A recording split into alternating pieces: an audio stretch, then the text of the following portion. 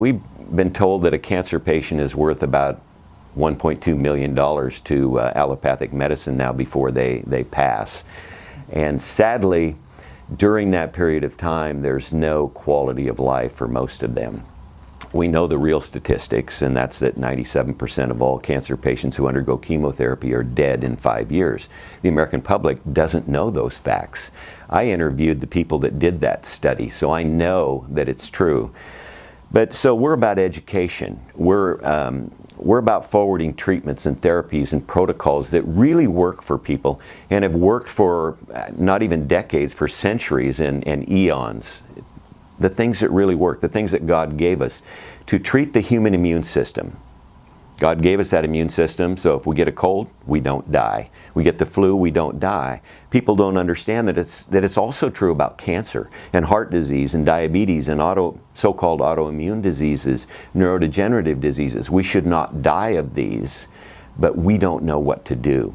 So it is, in the final analysis, truly all about education. Those genetic defects that a few of us have, maybe up to 5%, they still have to, as you said, be activated. Angelina Jolie, they told her that she had like an 80% greater possibility of getting breast cancer. That was wrong to begin with, because they based it on a bell curve and put her right at the top. And so it was false to begin with, and she believed a lie.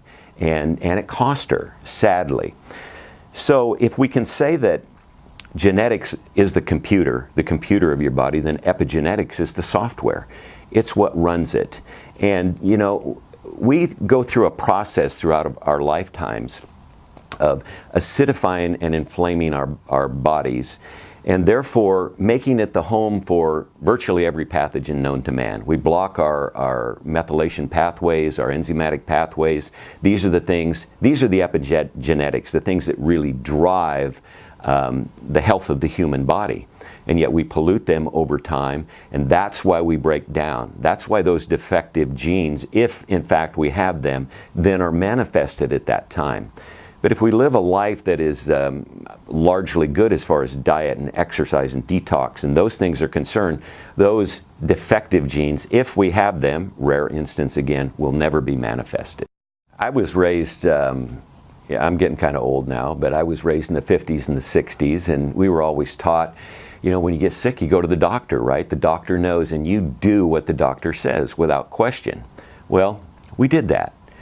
When we got the measles, though, we all got together in one house and we got over the measles. Then we had a defense to it, the chicken pox, all of those things. It's not the panic you see today with measles. And we all got well, and we all strengthened our immune systems through that. But we believe in doctors. You know, doctors go to school for how many years? After, you know, college, internship, you know, an additional 8 years or whatever it is, they go heavily in debt. And so we think, boy, these guys are serious, and gals who become doctors. And they are smart people. They have to be smart people to earn that MD degree or ND or chiropractic. I happen to think some of chiropractors are the best doctors that are alive today because they get it as far as the human body is concerned. But we believe in our doctors. And that belief, in my opinion, in many cases, especially when it comes to chronic disease, is misplaced. They have a toolbox, as we know, with only a few tools in it. And those tools are not adequate to bring to healing the immune system. They treat symptoms, and we know that. That's why we have drugs. We treat symptoms. They have no ability to heal the body itself. That's where patients are misinformed about doctors. They think they go to the doctor, they get the pill, they're healed, life goes on. That's not how it works. Hopefully you survive the drug.